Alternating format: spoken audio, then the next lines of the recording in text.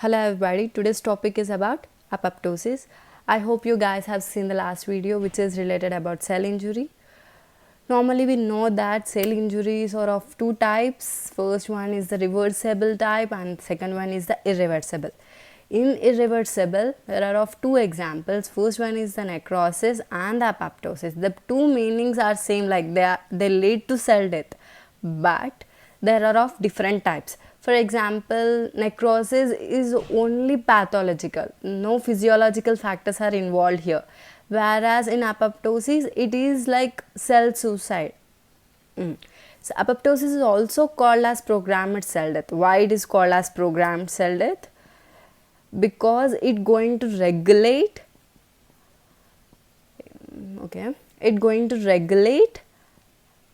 and control the cell death.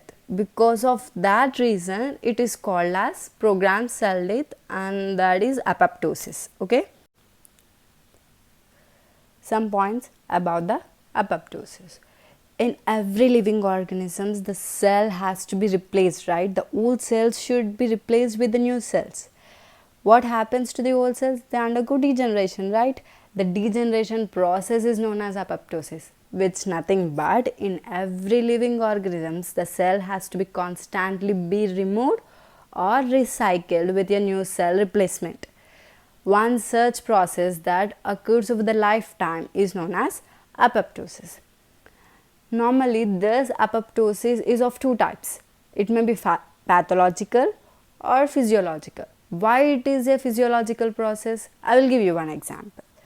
Normally when we are in the embryonic stage, our fingers or our hand should be like this, right? It used to be like a web-shaped fingers. But now it is like this.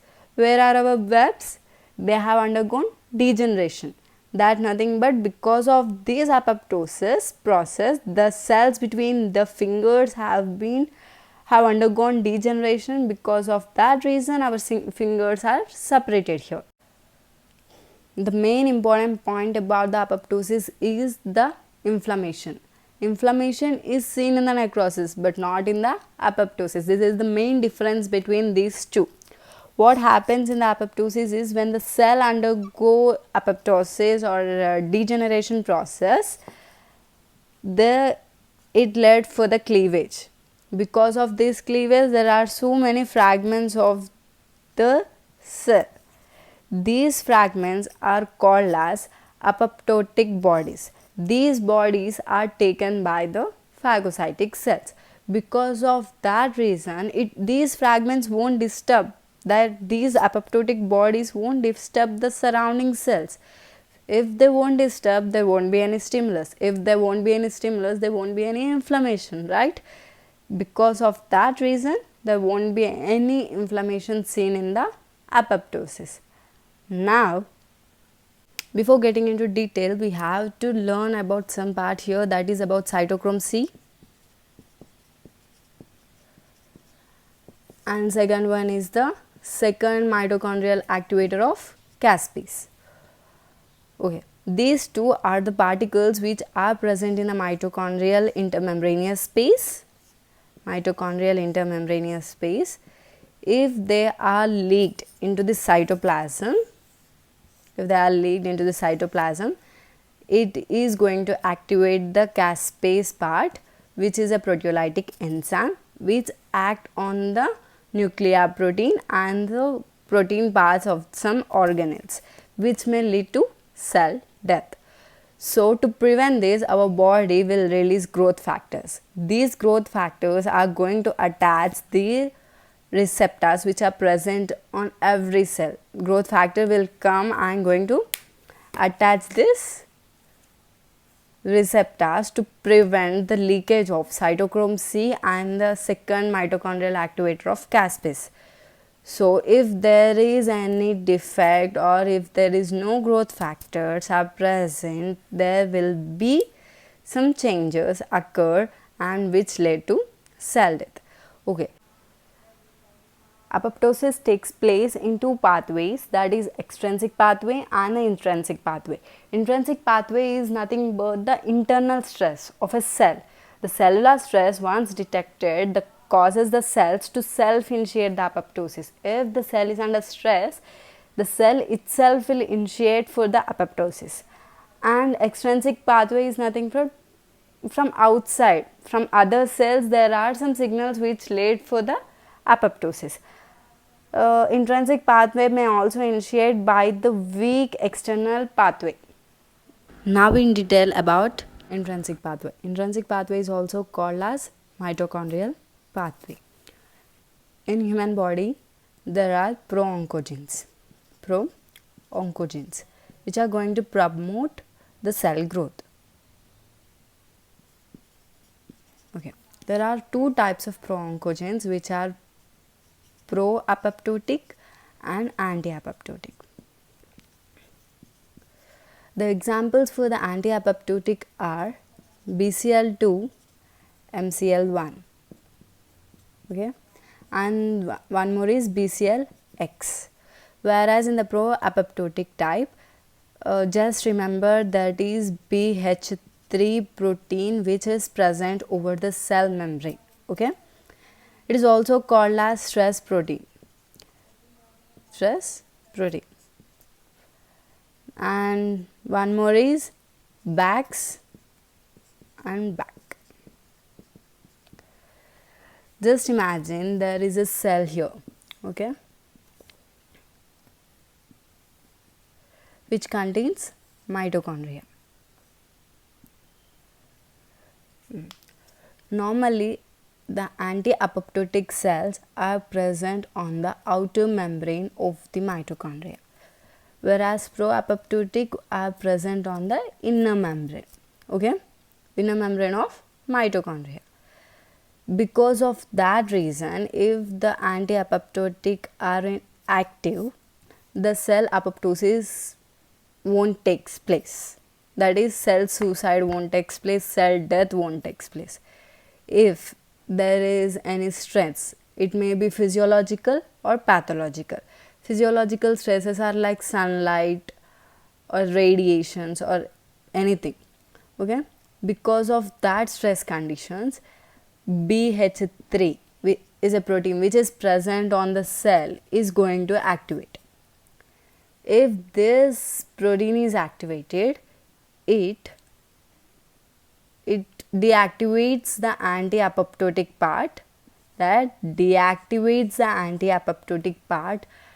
activates the pro-apoptotic proteins, because of which are present, that BAX and BAC which are present on the inner membrane are going to come towards the outer membrane, and it will make the mitochondrial membrane more permeable. Because of that reason, the cytochrome C which is present inside the cell is going to come out, okay. I also said that BH3 is a protein, it is also a stress protein, because now I guess you guys understood that because of stressful condition it going to activate, okay. There are some examples for BH3. First one is the BAD, BIM, BAD. First, when the cell is under stress, BH3 is activated, that means BAD, BIM and BAD. If these proteins are activated, it deactivates the antiproteins which are present on the outer membrane of the mitochondria. Then it reactivates the pro-apoptotic part which is present on the inner membrane of the mitochondria, which are present on the inner membrane. These proteins will come towards the outer membrane and make the mitochondrial membrane more permeable, so that the cytochrome C which is present inside the mitochondria will come out, which will lead to activate caspase. Now from the mitochondria, the cytochrome C comes out, right. Cytochrome C which is present in the mitochondria is leaked out because of increase in the permeability of mitochondria, right. Now this is going to bind to the apoptosis activator factor 1 which is present in the cytoplasm. Now it appears like a wheel-like hexamer that is also called as apoptosome. Apoptosome. Okay, which leads to activate caspase 9. From caspase 9, it going to activate 3 and 6. Now the cleavage will take place. That is nothing but death. Okay, this is all about the intrinsic pathway. Now the activation of the extrinsic pathway is mostly because of when the Fas ligand is going to bind to the Fas on the CD4 T cells, or tumor necrotizing factor related to the apoptosis inducing ligand when it binds to the death receptors which are present on the cell membrane, that are DR4 and the DR5. They are going to activate the Fas associated death domain and the procaspase-8. This procaspase-8 and the Fas associated death domain are going to activate 3 and 4-7 caspase, which leads to apoptosis. Normally in intrinsic and the extrinsic pathway, intrinsic pathway is the most common pathway in these two. Now we will see complete pathway of apoptosis, that is extrinsic and intrinsic. Okay. In the intrinsic pathway, we already studied that it is the most common pathway. It is also called as mitochondrial pathway. In here, the permeability of the mitochondria is increased, and the cytochrome C, which comes out into the cytoplasm, it going to bind with apoptosis activator factor 1 in the cytoplasm and forms the apoptosome. It is a wheel-like hexamer in structure I am saying about, and this is going to activate the caspase 9. Okay. In the extrinsic pathway, there is a Fas ligand which is going to bind on the bind to the Fas of the CD4 T cells. CD4 T cells, which led for the formation of the Fas death domain, and it also activates the procaspase-8.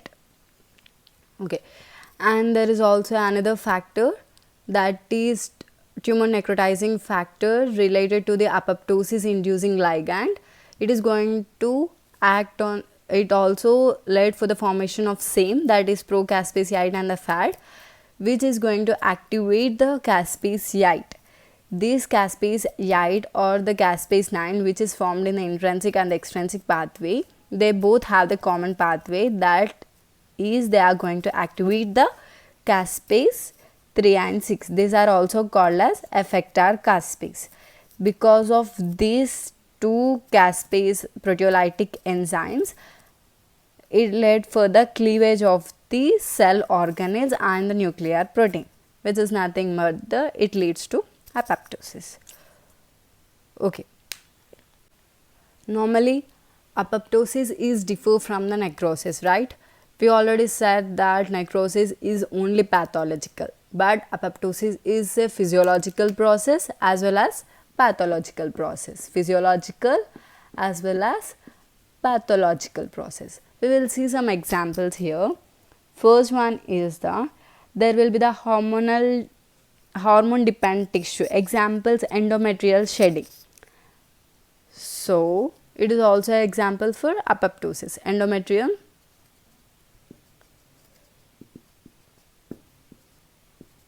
shedding. Second one is the thymus.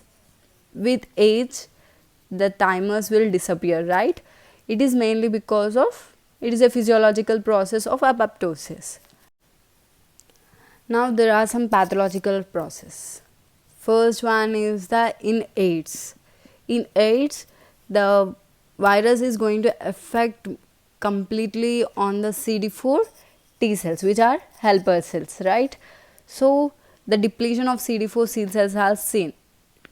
specific cell is going to reduce here. This is one of the examples for apoptosis in the pathological process. And second one is the degeneration of the CNS cells, Parkinson's and Alzheimer's disease. We will see the apoptosis. And third one is myocardial infarction. Heart diseases like myocardial infarction. In myocardial infarction, two things are taken place here. First one is the necrosis and apoptosis. 20% will be the necrosis and the 80% will be the apoptosis. These are some examples here. Okay, this is all about the apoptosis. Thank you for watching.